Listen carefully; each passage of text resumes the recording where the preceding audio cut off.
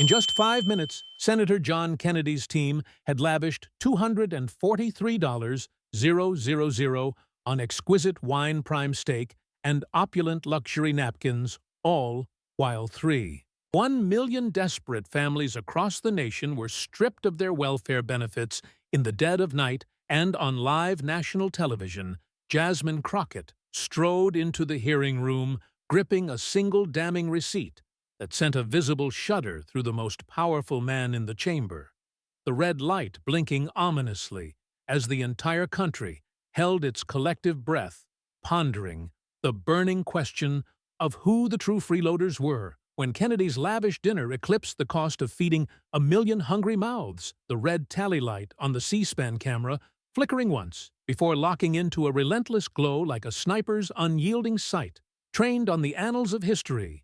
The oversight chamber, typically a monotonous hive of procedural drudgery, now crackling with an electric sharpness that hung in the air like the prelude to a thunderstorm. Staffers huddling in whispers behind hastily raised folders, their phones suspended in midair. Half poised to record and half trembling with anticipation, everyone sensing that a seismic event was imminent, but utterly clueless about its origin, or who would be the first casualty buried under its weight. Then came the unmistakable sound heels, clicking slow and deliberate across the cold marble floor, like the rhythmic ticking of a metronome pulsing with unyielding intent. Jasmine Crockett entering not with bombast or a trailing entourage, but armed with something infinitely more perilous, absolute unflinching control. Her eyes not darting across the crowd in search of allies, but piercing the very pressure of the room itself. In her hand, a plain manila envelope devoid of logos or labels, the sort of unassuming folder that strikes dread into hearts as it signals revelations. No one wants unearthed on their desk at the distant end of the panel. Senator John Kennedy reclined in his plush leather chair, exuding the smug arrogance of a man who had preemptively scripted the headlines of victory. His signature gray suit gleaming under the harsh overhead lights, like a suit of armor forged from political invincibility. Beside him, a neat stack of cue cards ready for deployment. Behind him, a legal aide frantically scrolling through Twitter feeds, already crafting quotable zingers before a single syllable had escaped anyone's lips. Kennedy smirking not at any particular soul, but at the room as a whole, as if issuing a silent dare for anyone to challenge his dominion.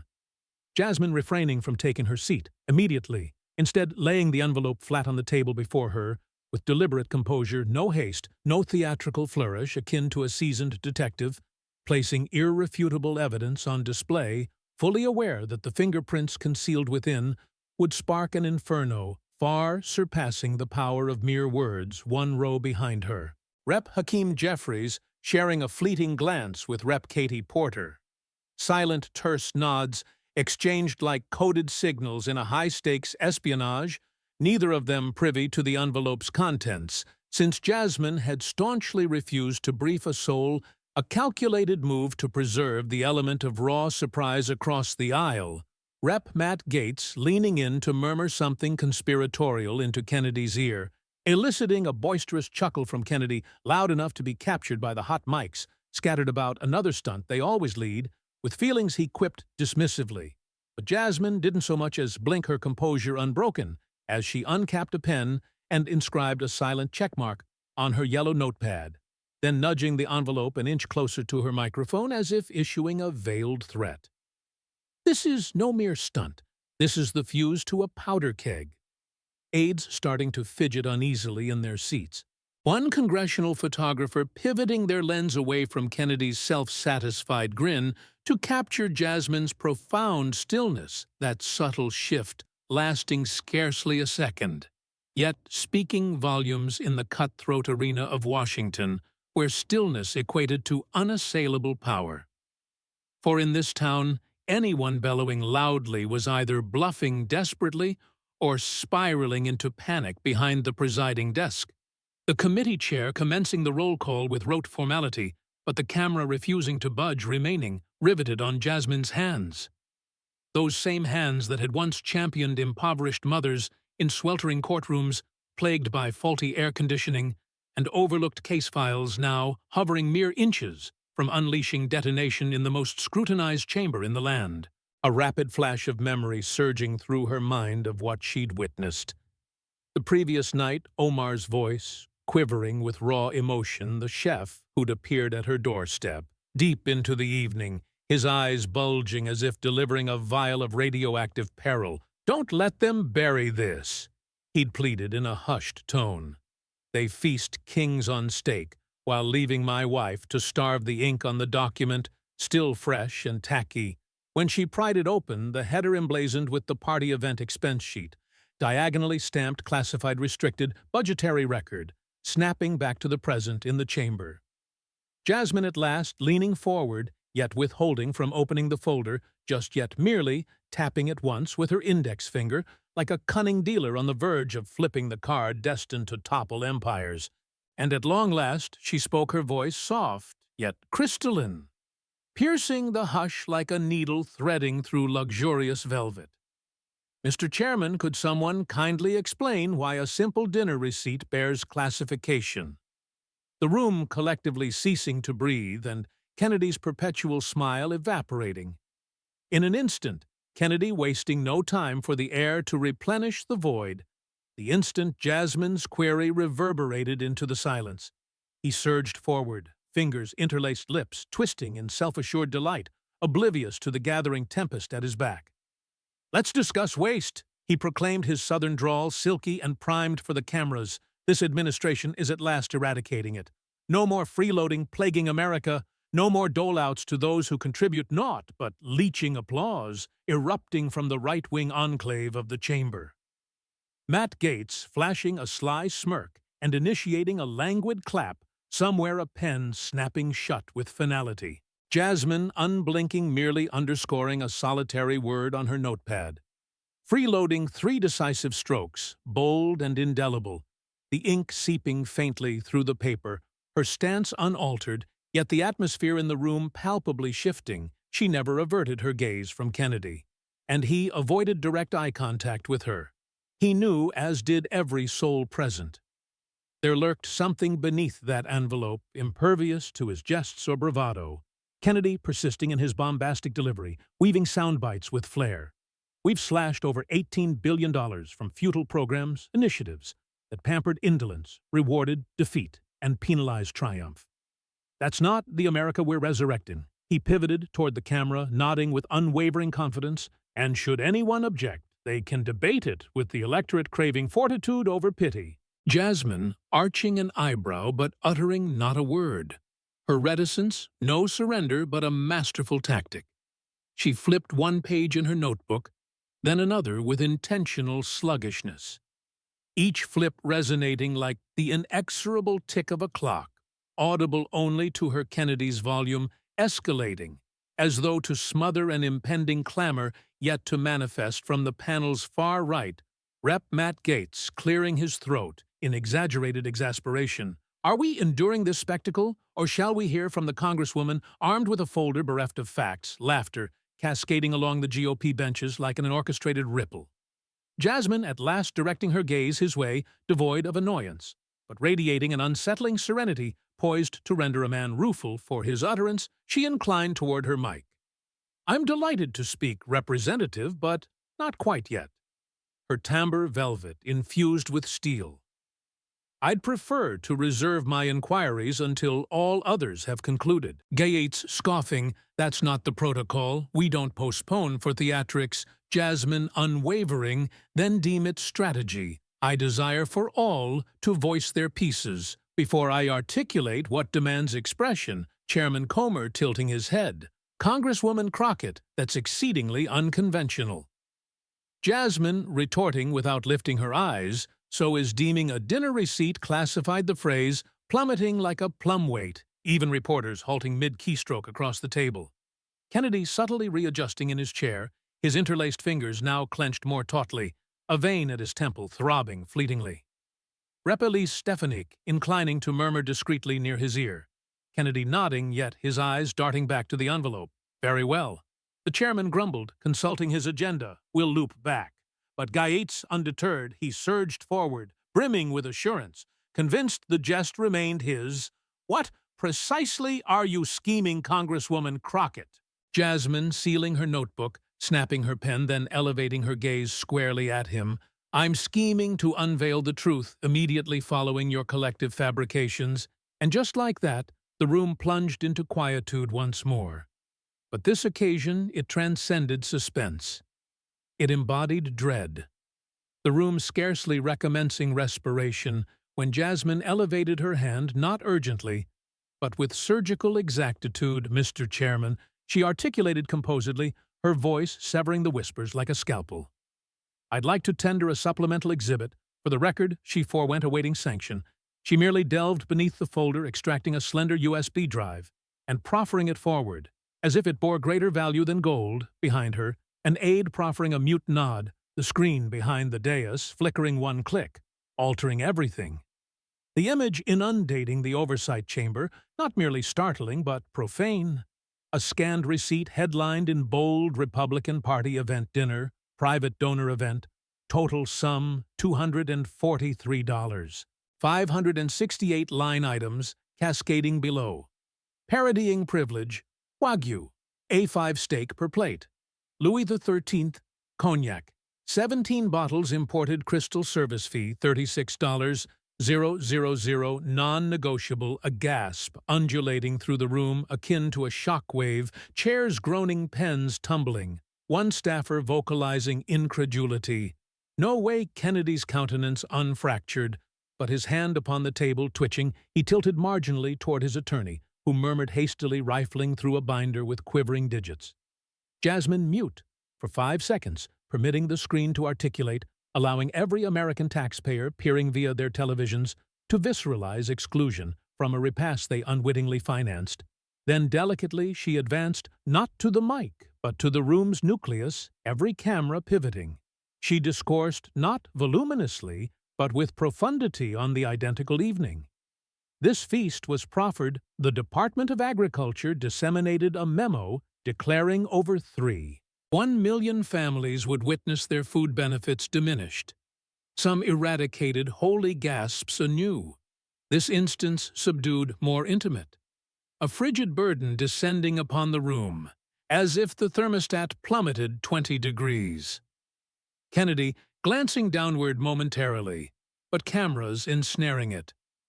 Jasmine advancing another pace. "Sir?" she intoned, eyes affixed resolutely upon him. "Did you devour steak? Amid the famine of 3 million families, it constituted no query, but an arraignment." Kennedy parting his lips, yet voiceless, his mandible clamping once, twice, across the chamber.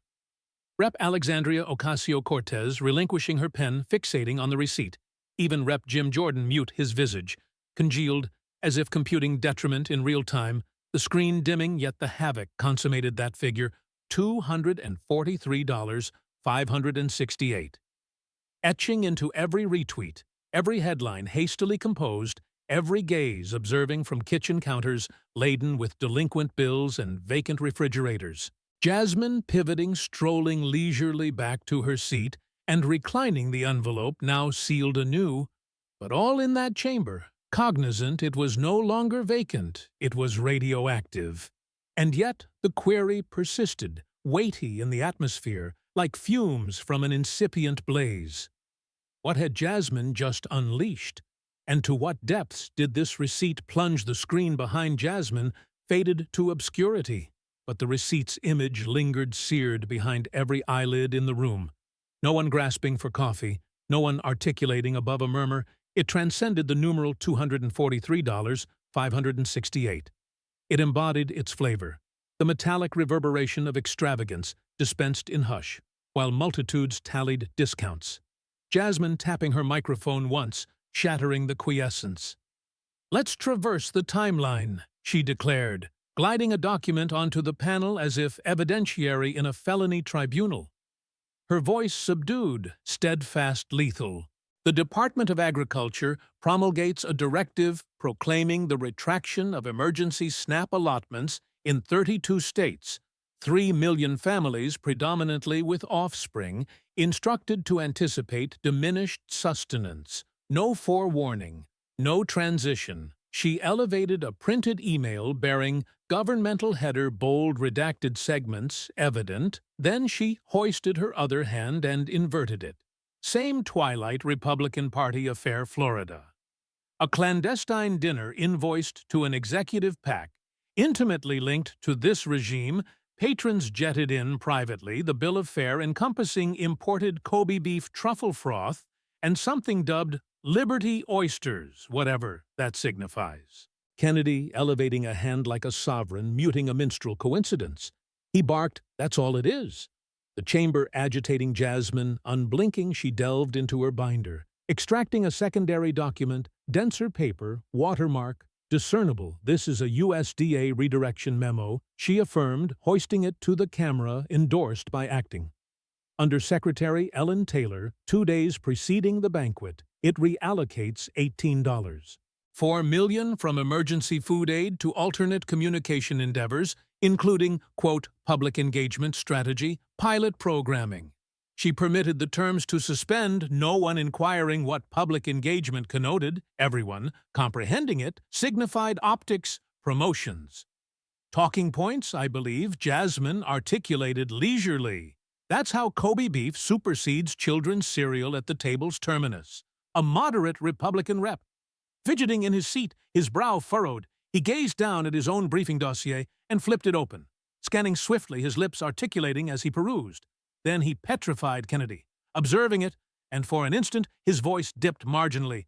"You're attempting to twist a dinner into catastrophe," he grumbled. "Nobody famishes because I partook of steak."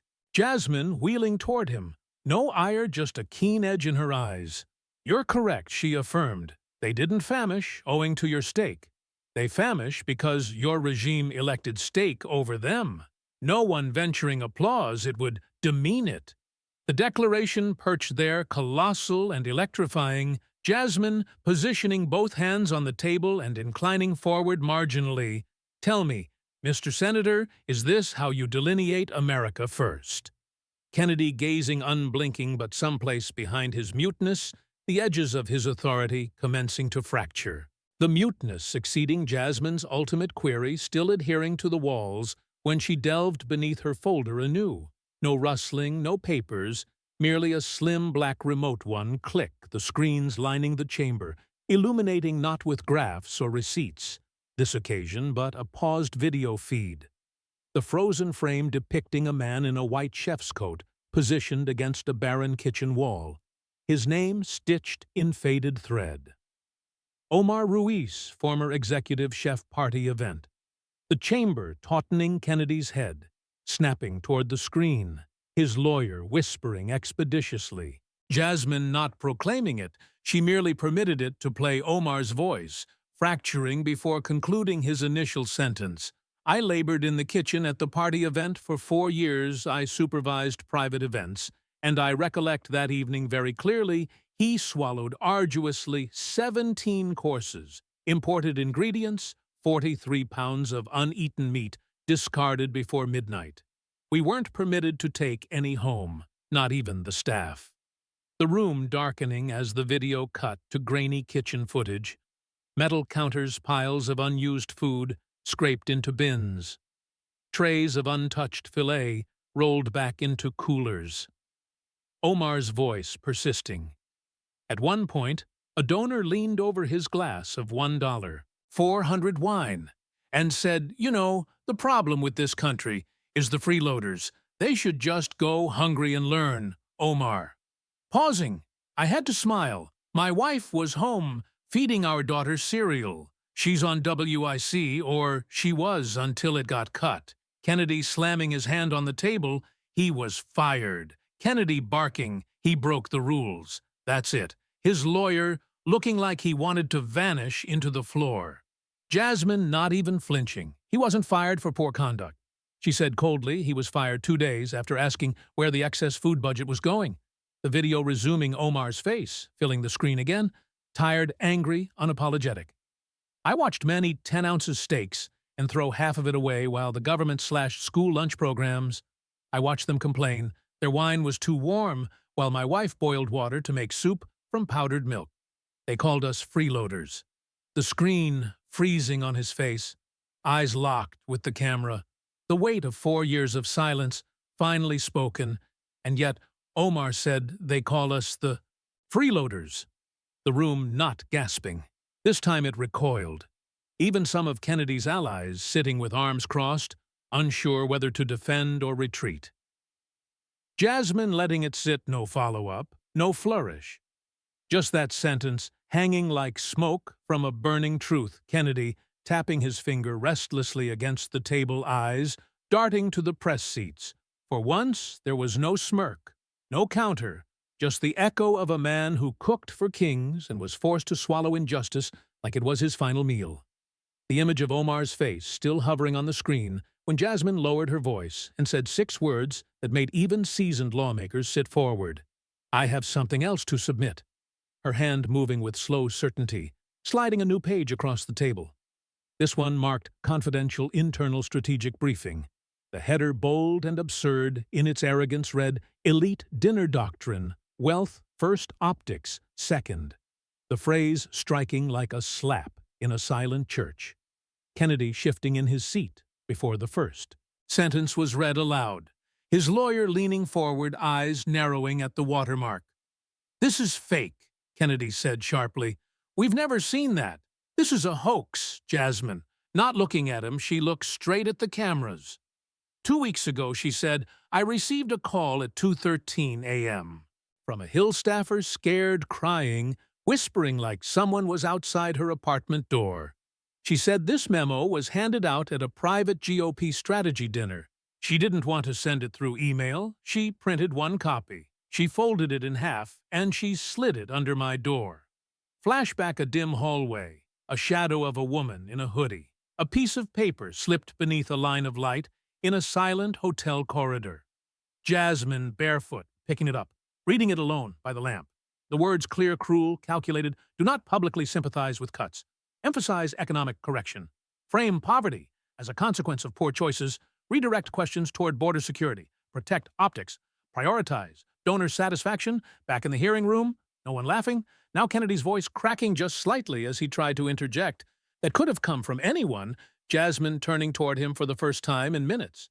But it didn't. It came from your side of the aisle, your dinner, your donors, and your silence.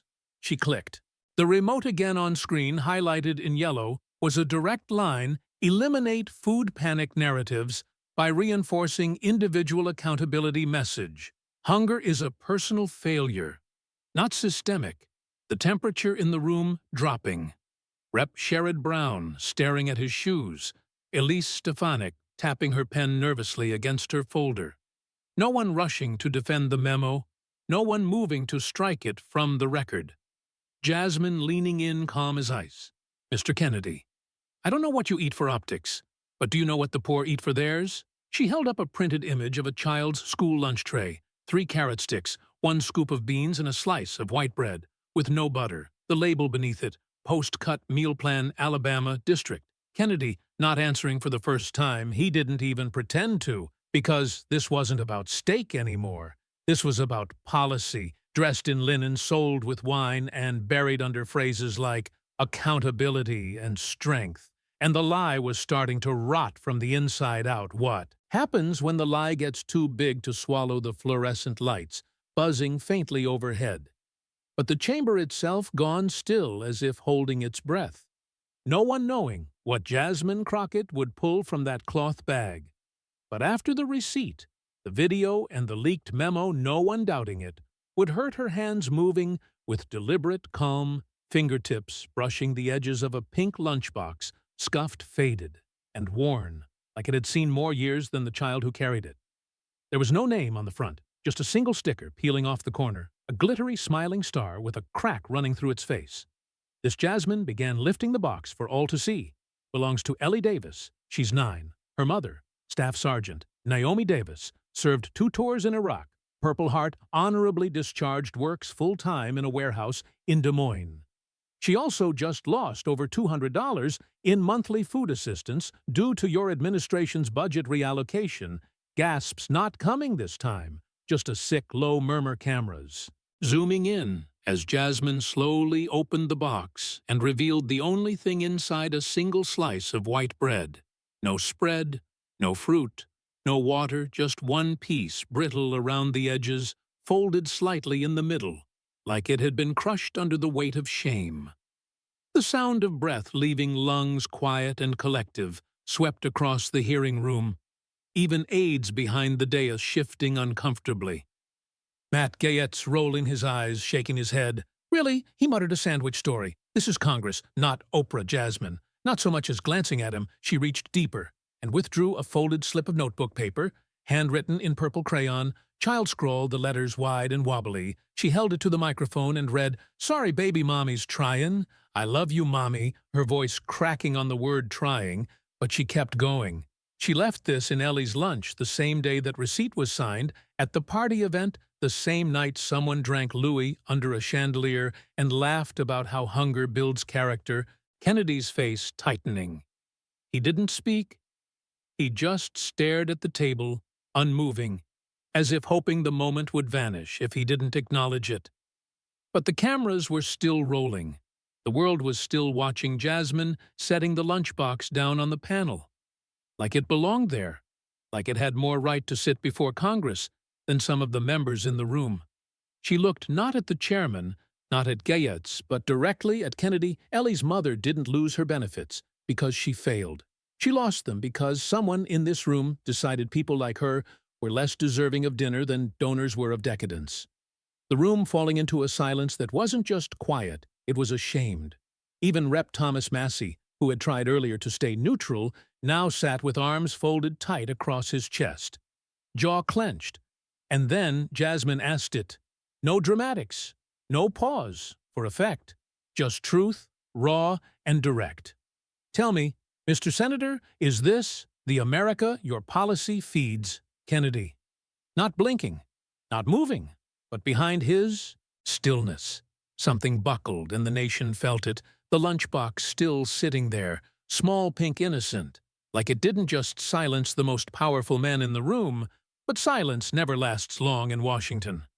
Especially when it threatens the illusion of control. It was Rep. Jim Jordan who cracked first. He adjusted his jacket, pushed the mic closer, and smirked, like a man stepping onto a stage he thought he still owned. Let's not kid ourselves here. He began, voice sharp, condescending. "We're not in a courtroom, and we're certainly not in a kindergarten classroom. This is Congress. We came to talk about policy, not sob stories and lunchboxes. What we're seeing is pure emotional manipulation." Jasmine, not flinching, she simply picked up her pen and drew a slow circle around a single word on her page. Manipulation. Then she looked up, eyes dark, steady. "You think that's manipulation?" she said, her voice low. "Even a mother writing, 'Mommy's trying' on a torn slip of paper, while your government tells her to do more. With less. You think that's theater?" Her gaze burning across the aisle. "No, Congressman, this isn't theater. It's testimony. And it's the kind that doesn't need a script." Jordan scoffing, shaking his head. "This isn't about truth. This is about headlines. Drama, optics, the kind of stuff cable news eats up." Jasmine, leaning forward, elbows on the table. "Funny," she said, "because facts only hurt when they're true." Before Jordan could respond, a loud scrape of chair legs cut him off. Kennedy had pushed himself away from the table enough. He snapped, waving toward his legal aide. "We're calling a recess. This is a circus. I don't have to sit through this." He made to stand, but Jasmine was already rising with him. "No," she said, her voice suddenly sharper, bolder. "You sat through gold-plated steak and $1, 400 wine. You can sit through. A mother begging for eggs." The chamber freezing Kennedy. Hesitating mid-stand, hand braced on the table. His mouth opening, then closing again, cameras clicking furiously. The chairman saying nothing. All eyes on Jasmine. She didn't wait. She tapped her tablet, and a speaker at her desk crackled to life. The audio wasn't clean. It was raw, like life often is a woman's voice, filling the chamber, shaky close to breaking. "Hi, this is Tanya Wilkes. I'm from Georgia. I don't know who else to call. I just found out my EBT card has no funds. They said it was a system update. But now I'm cut off. I have 2 kids, and I don't have food. Nothing. Just please, please call me back. I'm sorry. I'm trying," her voice breaking on that last line. The chamber not moving the lunchbox, the voicemail, the note in crayon. These weren't props. They were wounds, and everyone in the room had just been forced to watch them reopen Jasmine, letting the silence linger like smoke after fire. Then, in a voice so calm it became terrifying, she asked the one question no one wanted to answer: is truth manipulation, or is it just inconvenient? Kennedy saying nothing, Jordan looking down, and for the first time in hours, no one had a rebuttal because this wasn't politics anymore. It was evidence. Kennedy hadn't spoken since the voicemail, not really, just shifting, fidgeting, barely containing the tension mounting in his jaw. But when silence drags long enough, ego eventually snaps, and it did barely audible, not intended for microphones, but caught by every one of them. He muttered under his breath, sharp and bitter. "You people always play victim." It was quiet, so quiet it could have passed unnoticed. But the room didn't miss it. Neither did the microphones, neither did Jasmine. She turned slowly, not in rage, not even in shock, just in eerie calm, like someone who'd heard that phrase before in courtrooms, in classrooms and elevators, where people assumed she wouldn't speak back. But this time, she wasn't in a back hallway. She was standing in front of the nation. Her voice didn't rise. It didn't need to. "You people," she repeated, turning fully to face him. "You mean black mothers or poor ones?" The question cracking through the air like a whip. No one moving, a few heads turning instinctively toward the press gallery as if needing a witness to what had just been said. Kennedy straightening, lips parting like he was about to deny it. But Jasmine was already walking. She crossed to the presentation screen. One swipe, a new slide appeared. Cold, clinical, undeniable. A poverty breakdown by race. In the United States, bars and numbers, color-coded truth, according to the most recent census. She said, pointing to the chart, nearly 1 in 4 black children in America lives below the poverty line. Latino families, nearly 1 in 5. But that's not just coincidence, that's consequence. She turned back to the chamber. Consequence of policies written by people who call us freeloaders while sipping champagne. They didn't earn Kennedy scoffing, but saying nothing. Even Jim Jordan not trying to interject, Jasmine stepping closer to the chart, tapping a single bar on the screen. "You want to know what playing the victim looks like. It's pretending your dinner was attacked when it's someone else's daughter going to bed hungry." She paused just long enough for it to hurt. It's building wealth off the backs of working mothers and then calling them lazy Matt Gaetz, slouching back in his chair, arms crossed, jaw clenched across the aisle. Rep. Katie Porter, raising a hand to her mouth, eyes locked on the chart. No one interrupting the gravity too real. Now Jasmine walking back to her seat, but not sitting. She looked directly into the cameras. What if being poor was never the crime, but calling it out as the words didn't echo? They detonated. And for the 3rd time that hour, John Kennedy had no answer. The poverty chart still showing when Jasmine returned to her seat, but her fingers didn't rest. They moved with quiet precision, flipping to the next page in her binder like she already knew the room hadn't felt enough, not yet. And when she looked back up, it was with the same stillness she'd used to silence an entire chamber, with a look that said, "There's more. There's always more. Let's talk about dignity." She began, her voice flat but full of charge. Not politics, not party, just basic human dignity. She clicked her remote, and the screen changed. This time, it wasn't a chart. It was an invoice, bold black text on glossy white paper. A government procurement record at the top Senate Event Services, approved order midway down the page. The item stood out, like a bruised cloth napkins embroidered 12x17. Each quantity, 320 soft murmurs erupting. Jasmine letting them rise just for a beat. Each napkin, she said, hand-stitched, with the senatorial seal, 1 per guest, laundered twice and discarded after official functions. Another click, another screen.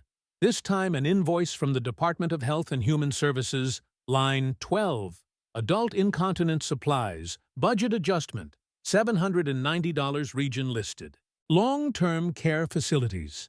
Southeast. She paused, then delivered the punch, without blinking, same week. Kennedy shifting again, visibly uncomfortable now, tugging at his cufflink as if it were a noose, Matt Gates sitting straighter, finally sensing the optics slipping away. Jasmine turning back to the room. So let me get this straight. A steakhouse gets silk napkins, but a nursing home gets less than nothing. From the left gallery, an older woman stood slowly as Jasmine gestured toward her. Please welcome Miss Harriet Booker, 32 years, in elder care, CNA, Alabama. Miss Booker didn't raise her voice. She didn't have to. The exhaustion in her eyes did all the talking. We ran out of diapers last month, she said, and no, not for a day or two. We ran out, period. We started using towels, cut up, folded, twice, safety pinned, some leaked. We cleaned it ourselves. No complaints. Because who listens to old folks? The air thick now, too real, too visceral. Kennedy, narrowing his eyes, visibly agitated. Why don't you blame the states? He muttered more to himself than to the room. Jasmine, turning back to him slowly, because the cut came from federal funds from your budget, signed, sealed, and shipped, while your guests dabbed steak sauce with $12 napkins. No one laughing, not even the staffers who usually chuckled on cue. This wasn't partisan anymore. It was human. She walked to the screen again, side by side. Invoices now glowing like an indictment. I'm not asking for luxury in nursing homes. I'm asking for decency. Then looking squarely at Kennedy, her voice sharp enough to pierce marble. Why does dignity cost more in steakhouses than in nursing homes? And once again, he had no answer. Only silence. The invoices still glowing on the screen, $12 napkins on one side, slashed Medicaid support on the other, when John Kennedy leaned back in his chair and forced a smirk. His voice cutting through the tension like a knife, too dull to do real damage. Well, the napkins were clean there. It was a joke, a deflection, a fallback for when the truth hit too. Close a few loyalists on the GOP bench chuckling, but it died halfway down the aisle because the camera, as if summoned by karma, panned not to Jasmine or the chairman, but to Ivanka Kennedy seated quietly in the second row of the gallery. She didn't laugh, she didn't move. She stared straight at her husband, expression blank, brow low, arms crossed, and it wasn't disinterest, it was disappointment, controlled, calculated, cold.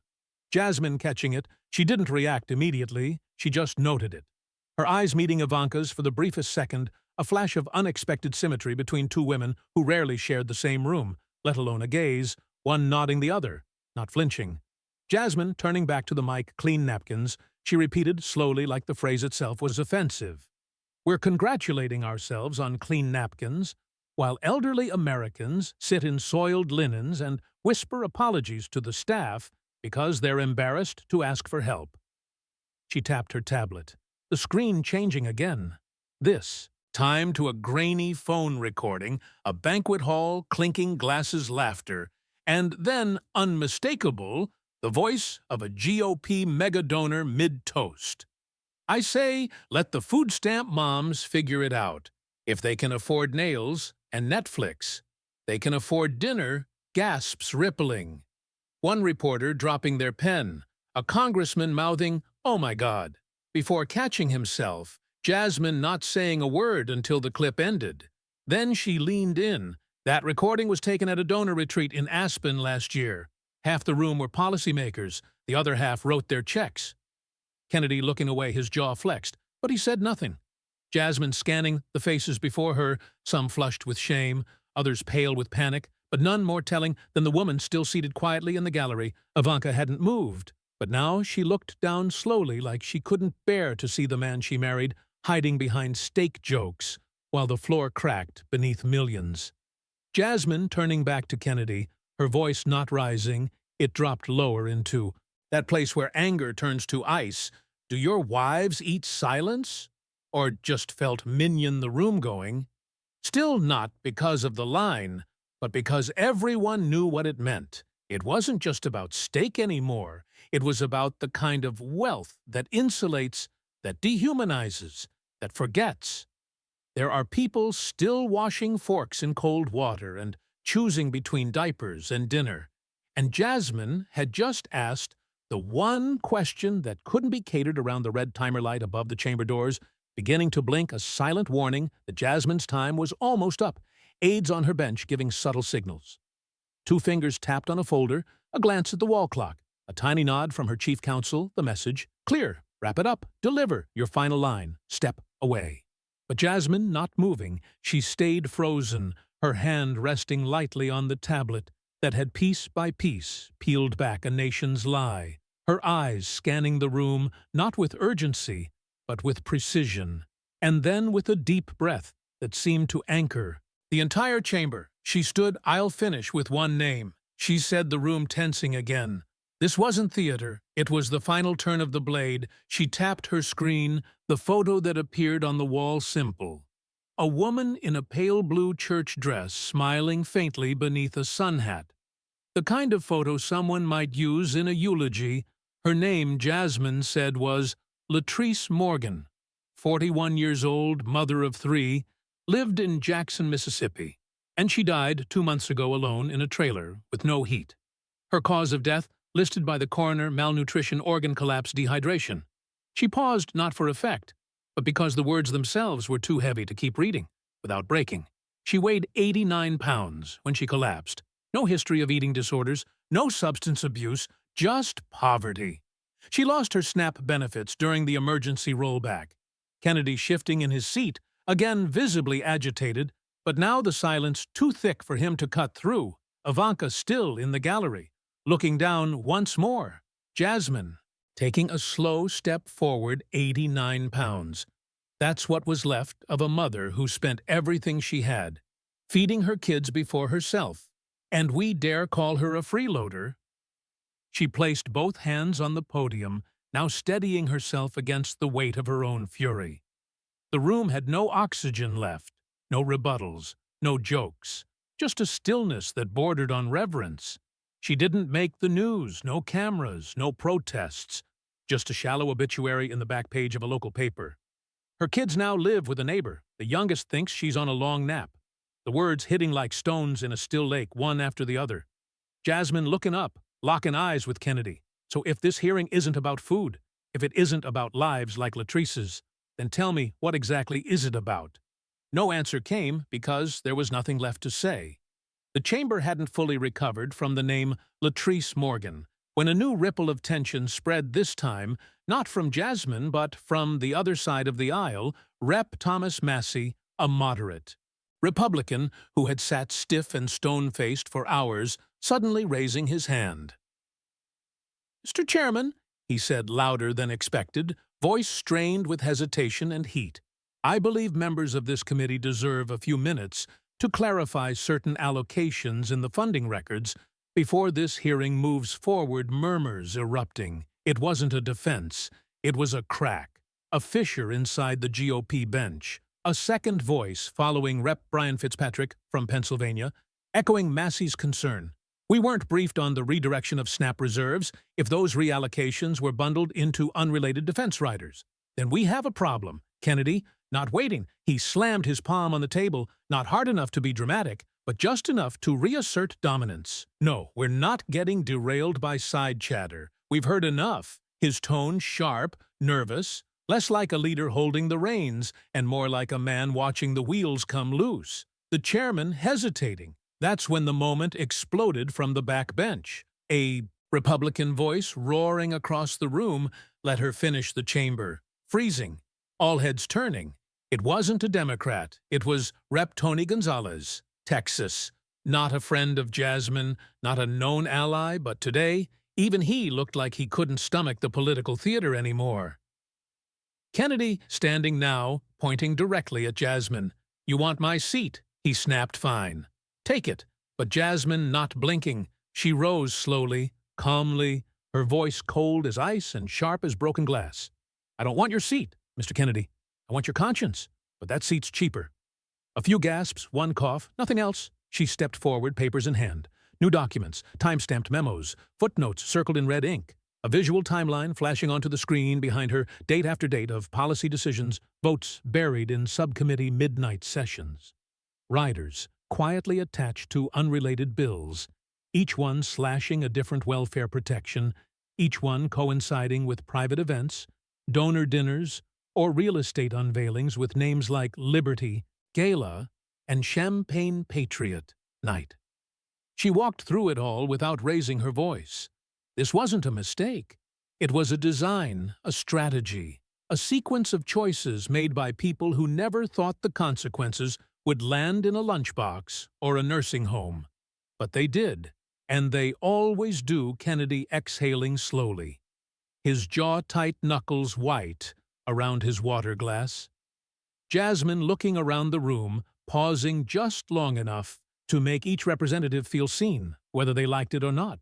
So now the question isn't about napkins or steak, or even SNAP. The question is, are you protecting policy, or are you just protecting power? No one daring to answer because, by now, they all knew the answer. The tension in the oversight chamber, now so thick it felt physical, like the walls themselves bracing for impact. Jasmine standing in the eye of that storm, still as stone, holding nothing but the truth in her hands. And then, without a word of warning, she reached beneath her desk and brought it out again. Ellie's lunchbox, the faded pink plastic, the cracked cartoon star. The one object no one in that room had the stomach to see. A second time, she didn't lift it high, she cradled it carefully, respectfully, like it held more than stale bread in a child's sorrow. Some of you, she began, voice low but loaded, have asked for time to clarify policy, her eyes sweeping across the room. So let me offer you time, not for speeches, not for stats, just 5 seconds. With this, she walked to the first desk, Rep. Thomas Massey, and extended the box without another word. He hesitated, the kind of hesitation that revealed more than any vote record ever could. Then, finally, he took it. 5 seconds, his fingers tightening around the handle. He didn't speak, didn't blink, just stared straight ahead like looking down might break him when he returned it.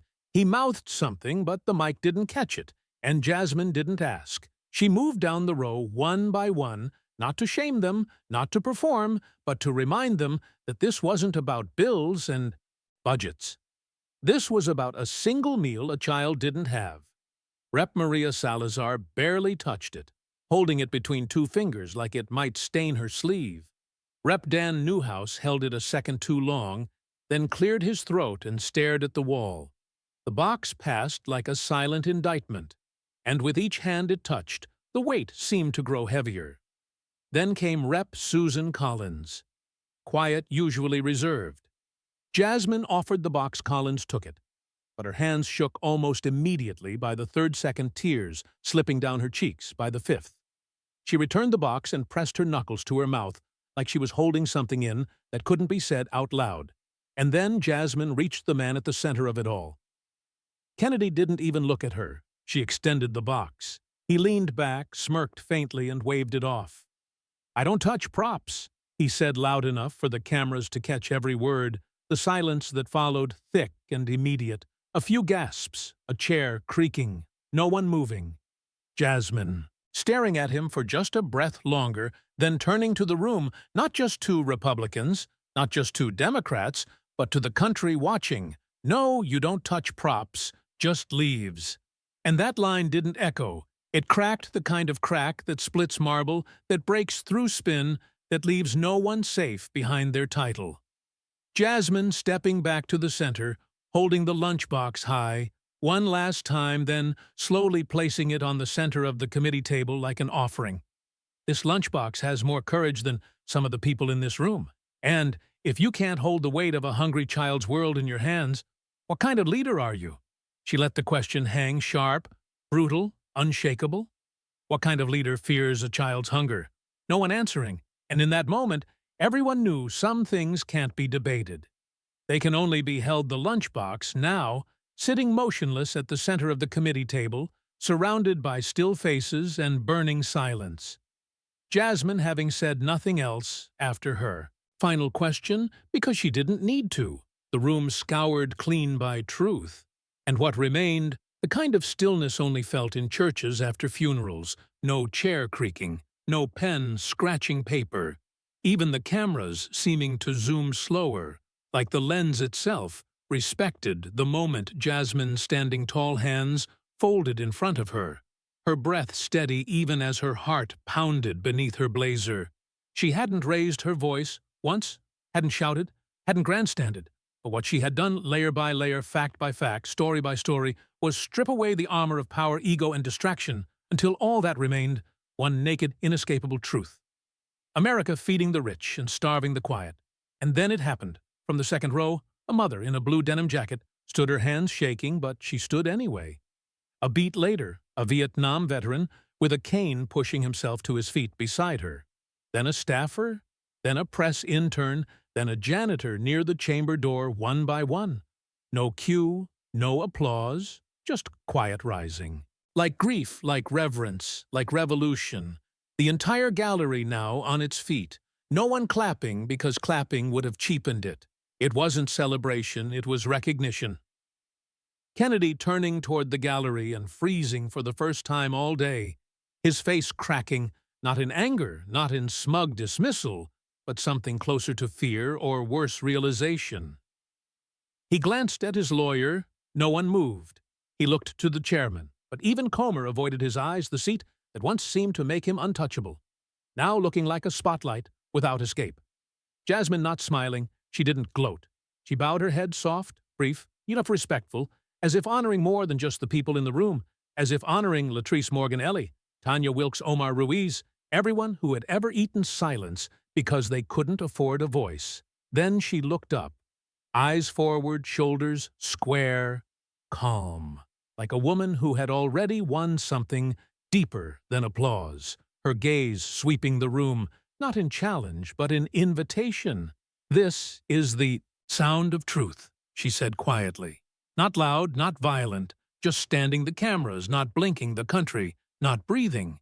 And in that precise second, something historic shifting, not because of a law passed or a headline written, but because a room full of ordinary people chose to stand for a lunchbox. No gavel, no cheers, just a standing room of silence. And the question no one could shake: what happens when silence becomes louder than applause? The chamber still standing, no one sitting back down, no one daring Jasmine waiting in that silence, not to bask in it, but to honor it, to let the weight of the moment settle fully into the bones of everyone watching, whether in the room or across the country. When she finally spoke again, her voice didn't rise, it dropped lower, deeper, the kind of tone that doesn't demand attention because it already owns it. "There are two Americas," she said quietly, "not red or blue, not left or right, two plates." She tapped her tablet, and the screen behind her came alive, clean.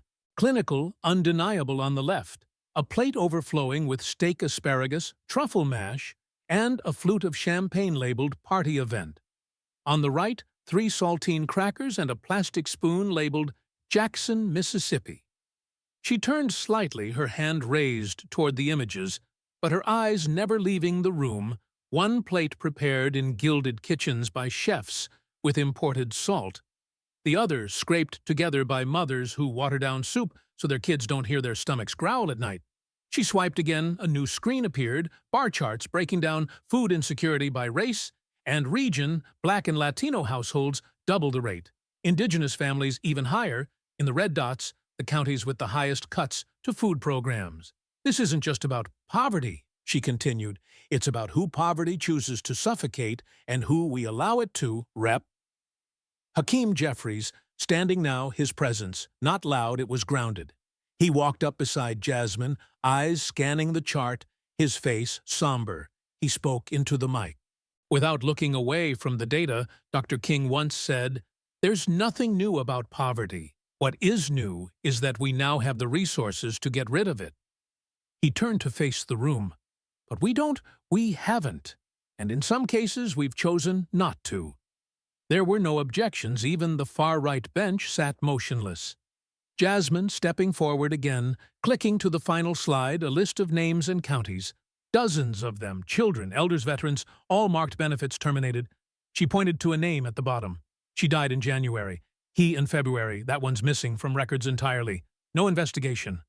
A long pause, the screen glowing red and white, the air heavy again, not with drama, but with moral failure. Jasmine exhaling, then finished. Not with fire, not with fury, but with something that hurt worse.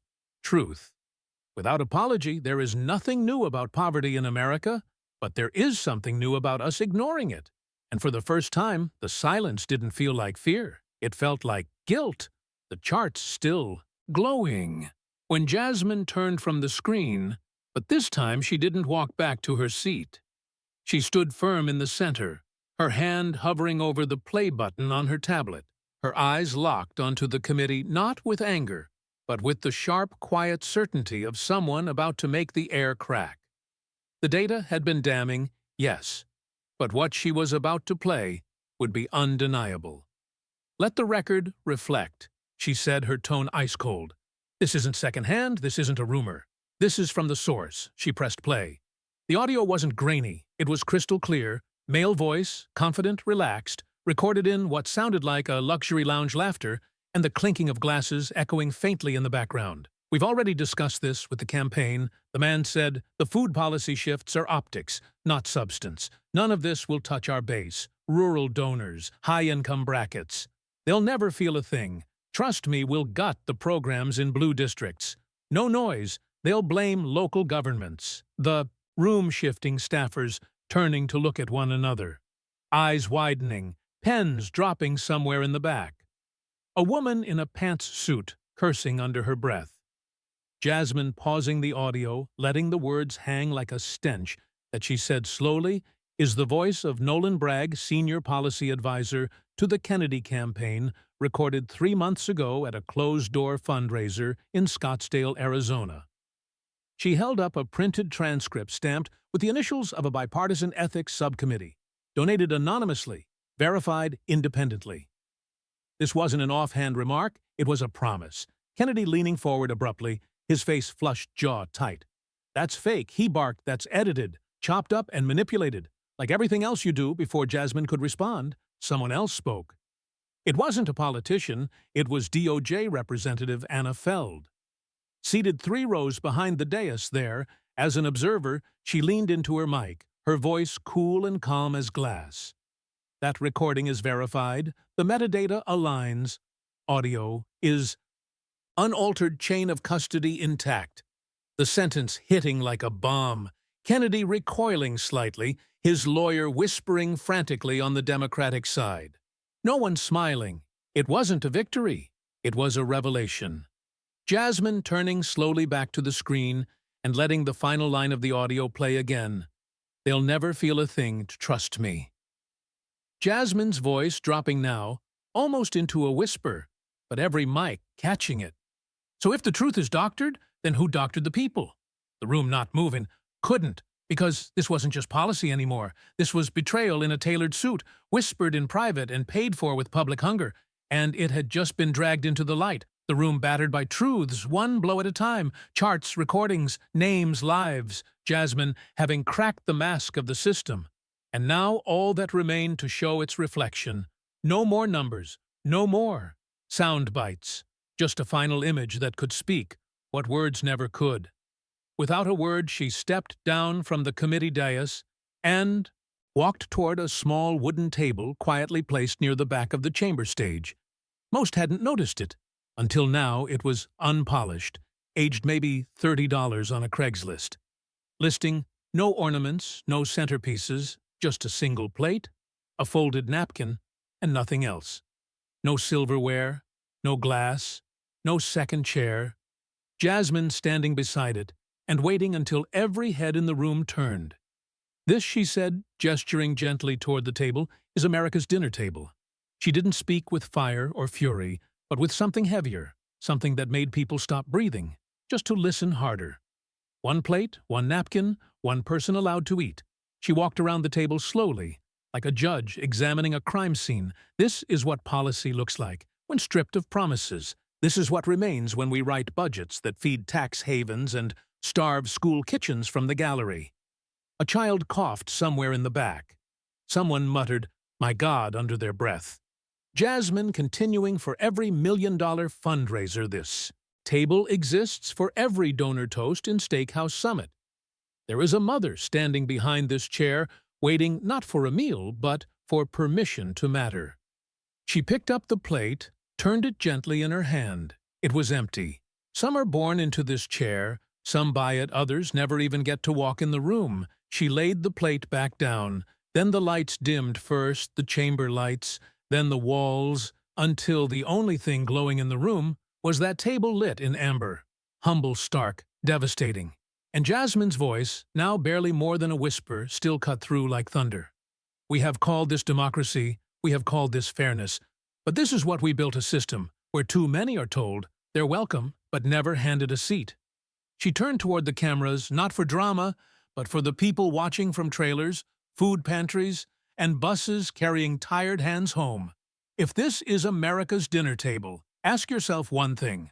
A pause, one breath, and the final question, sharper than every chart, heavier than every silence: do you still think everyone has a seat at the table? No applause, just truth.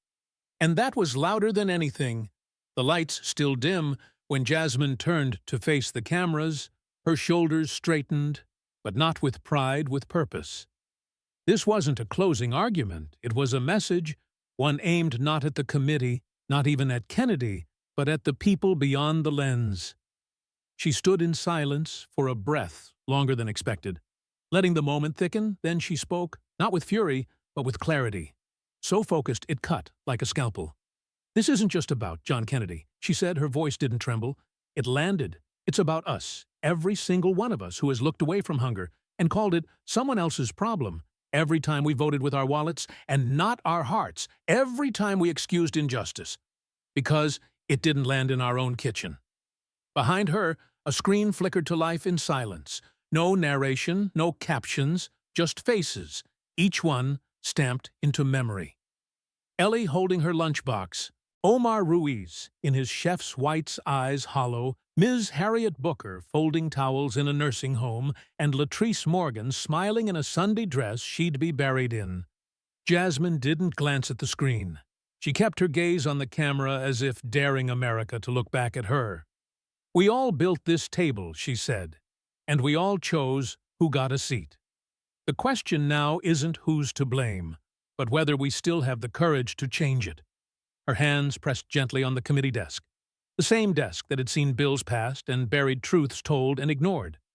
Food shouldn't be a privilege, she said, but it became one the day we decided to balance the budget on the backs of the hungry, and it remains one. Every time silence wins. A final image appeared, Kennedy turning away from the lunchbox, not edited, not dramatized, just the truth frozen in plain sight. The room behind her stayed silent, still standing. The wooden table now barely lit in the corner. I've done what I came here to do, she said, not just expose a policy, but a pattern, a sickness in the soul of a system that calls steak strength and starvation weakness. Then, as the camera zoomed slowly toward her face, she ended with one question, low, steady, unshakable. So I ask you, will you stay full while your neighbor starves? Her eyes didn't blink, her voice didn't rise, and with that she stepped back, not to retreat, but to let the silence speak for itself. The silence, following Jasmine's final question, still lingering like smoke. It clung to the chamber walls, to the backs of lawmakers' throats, to the empty plate glowing faintly at the edge of the stage. But some men cannot sit in silence, not because they have something meaningful to say, but because silence threatens to make their power irrelevant. John Kennedy adjusted his tie and leaned toward the mic, voice, low but sharp enough to draw attention. I'd like to respond. He said his tone wasn't steady, it was coiled, defensive, the kind of tone used not to clarify, but to survive. He stood not with dignity, but with agitation. This entire hearing has been a setup. He began cherry-picked stories, manipulated data, emotional tricks to make me look like the villain in a system I inherited. His hands swept toward the table. The lunchbox, even the audience, he pointed, literally pointed at Jasmine. She didn't come here for facts. She came here to grandstand. I've done more for jobs, more for working families than any of you ever will. No one interrupted. Not out of respect, but because the hollowness rang loud enough on its own. His words came faster now, like a man trying to outrun a truth, already catching up to him. Food benefits. Talk to the states. Talk to the Democrats who stalled real reform. Don't pin hunger on me, like I ordered it. Jasmine stood still, Her eyes didn't narrow, her lips didn't part. She just listened, arms at her sides, head tilted slightly as if listening to an echo. Instead of a man, when Kennedy finished, the room didn't erupt, it didn't even shift, no clapping, no one rose, only the sound of a man trying to reclaim a spotlight that had already moved on. Jasmine turned away, not dramatically, not defiantly, just enough to show the nation that some statements don't deserve an audience.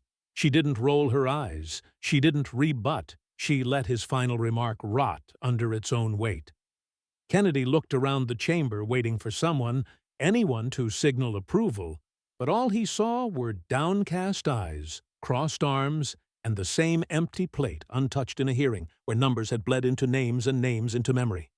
His closing words were nothing more than air. Not everyone deserves the last word. Jasmine didn't wait for permission. She simply stepped down. No victory lap, no final glare, no grand performance. Her heels clicked once against the chamber floor, then softened into silence behind her.